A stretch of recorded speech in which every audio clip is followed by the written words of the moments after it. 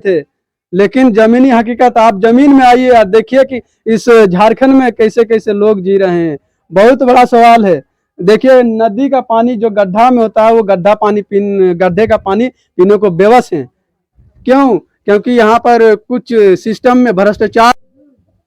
नमस्कार, आप देख रहे हैं भारत एक्सप्रेस न्यूज और इस वक्त हम मौजूद है राजमहल लोकसभा का बोरियो विधानसभा में। और बोरियो विधानसभा का ये कौन सा गांव है भैया?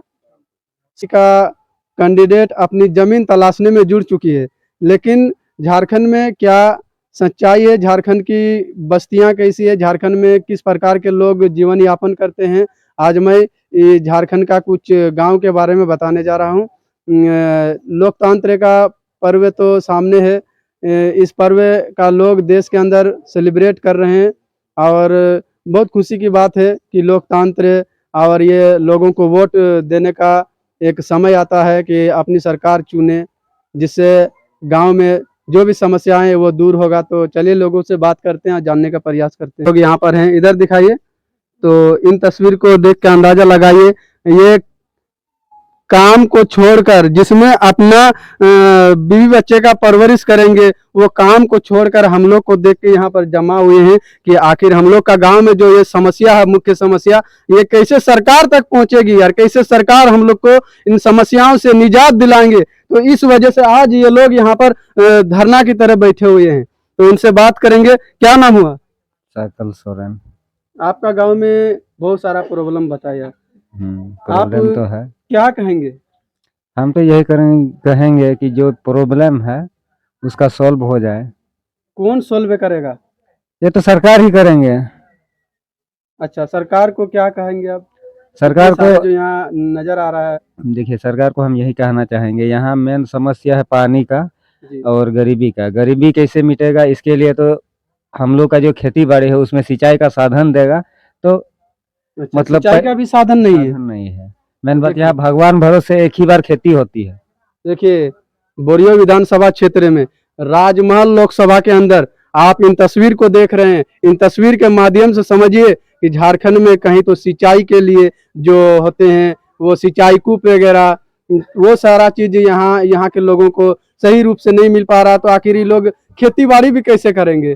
कैसे बड़े बड़े नेता तक, बड़े बड़े अधिकारी तक अनाज भी नहीं पहुंचेगा? अगर इस तरह का स्थिति रहा तो अनाज खाने के लिए और सब्जियां खाने के लिए आप लोग बेबस रह जाइएगा। अगर इन गरीबों के प्रति आप लोग ध्यान नहीं दीजिएगा तो बहुत शर्म की बात है। हमारे झारखंड में ये सब क्या कहिएगा? आप बोरियो विधानसभा के जनता है ना? बहुत सारे ऐसे नेतागण हैं जो आदिवासी के लिए तो बड़े बड़े फेंकते हैं, लेकिन हम लोग जब गांव में जाते हैं, झारखंड के गांव में जाते हैं, तो वैसा चीज नजर नहीं आता है। क्या कहिएगा? आपका गांव का ही ले लीजिए, इन समस्याओं पर आप सरकार को क्या कहिएगा?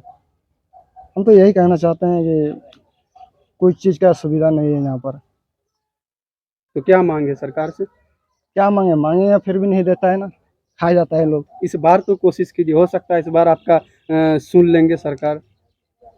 वही क्या बोलेंगे, वही कहना चाहते हैं कि सुविधा दे, पीने के पानी पीने का पानी, क्या मतलब चापाकल वगैरह और मकान वगैरह। मकान भी बहुत सारा कच्चा है, दूर दूर नदी के ठुक कर रहा है, नदी का गढ़ा से पीते। हाँ। देखिए झारखंड सरकार चंपई सोरेन थे, लेकिन जमीनी हकीकत आप जमीन में आइए और देखिए कि इस झारखंड में कैसे कैसे लोग जी रहे हैं। बहुत बड़ा सवाल है। देखिए नदी का पानी जो गड्ढा में होता है वो गड्ढे का पानी पीने को बेबस है। क्यों? क्योंकि यहाँ पर कुछ सिस्टम में भ्रष्टाचार लोग मौजूद हैं। भ्रष्टाचार जो ब्लॉक में भ्रष्टाचारी करते हैं, ब्लॉक का कुर्सी में बैठ के कुर्सी के नीचे माल लेकर काम करते हैं। आखिर क्यों ऐसा काम करना? अगर ऐसा नहीं होता तो इन गरीब के गाँव में विकास होता। सबसे बड़ा सवाल तो कहीं ना कहीं मंत्रियों को, इन ब्लॉक स्तर के अधिकारियों को जांच में लेना चाहिए और ये घोटालेबाज जो कुर्सी पे बैठे हैं इनको जो है सख्त कार्रवाई करनी चाहिए इन लोगों पर। क्यों इन लोगों के बीच आखिर वो सुख सुविधाएं नहीं मिल पा रही है? सबसे बड़ा सवाल। 3 कारण है झारखंड डेवलप नहीं होने का, 3 मुख्य रीजन है। वो ये रीजन है कि ऐसे लोग जो अपना ईमानदारी से काम नहीं करते हैं। दूसरा, वे लोग जो ईमानदारी से काम करते हैं उनको रोकते हैं। तीसरे, वे लोग जो अपना अधिकार और अपना पद का दुरुपयोग करते हैं। तो ऐसे में हमारा झारखंड में यही हाल होगा। तरह यहाँ के लोग मेरे ख्याल से ये लोग अभी अतीत में जी रहे हैं, अतीत में समझ रहे हैं, अतीत में लोग यहाँ के लोग जी रहे हैं। तो इन लोगों को लाभ कब मिलेगा? आप इन लोगों के लिए क्या कुछ करेंगे? यहाँ के हमारे गांव में कुछ बदलाव लाए और पानी का सुविधा अच्छा व्यवस्था मिल जाए, यही कहाँ से पानी पीते हैं अभी? कहाँ? अभी हम यहाँ इधर के आना इस मेन किनारे जो है ना, सड़क के किनारे जो है धूल मिट्टी से वो ऐसे हो रहा है, वहाँ से हम वो खुला पानी है, उसमें ढक्कन भी नहीं है।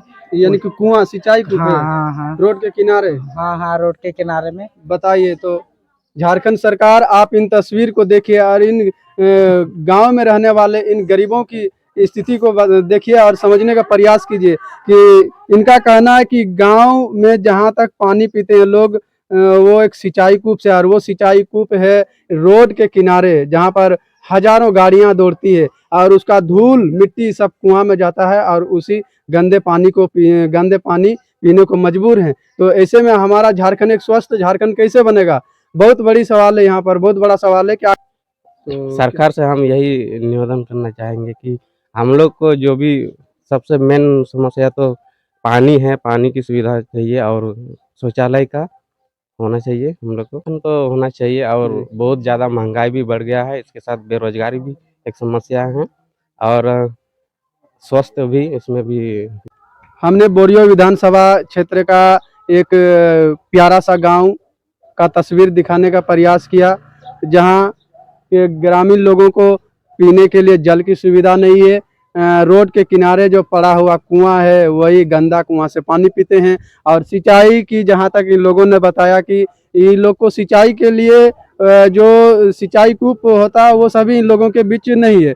उसके बाद मकान की बात की जाए तो मकान जो है इन लोगों को कच्चे मकान पे ही अब तक रह रहे हैं। और झारखंड एक इतना संपत्ति पूर्ण और यहाँ पर किसी भी चीज़ का कमी नहीं होने के कारण भी यहाँ के लोग किस तरीके से जी रहे हैं, सबसे बड़ा यहाँ का सवाल है झारखंड वासियों के बीच और झारखंड के नेताओं का एक चुनौती। तो कैसे ये सभी दूर होगा, सबसे बड़ा सवाल। आप स्थानीय MP और MLA इन सभी को और मुख्यमंत्री इन सभी चीज़ों पर गौर करें और हमारा झारखंड को एक विकास की ओर ले जाने का प्रयास कीजिए, क्योंकि हमारा झारखंड में ऐसा स्थिति रहेगा तो ये झारखंड और नीचा ही चला जाएगा और कुछ लोग हैं जो वो अमीर होते जाएंगे। तो ऐसे ही तमाम खबर के लिए हमारे साथ बने रहिए और देखते रहिए भारत एक्सप्रेस न्यूज़। जय हिंद, जय भारत।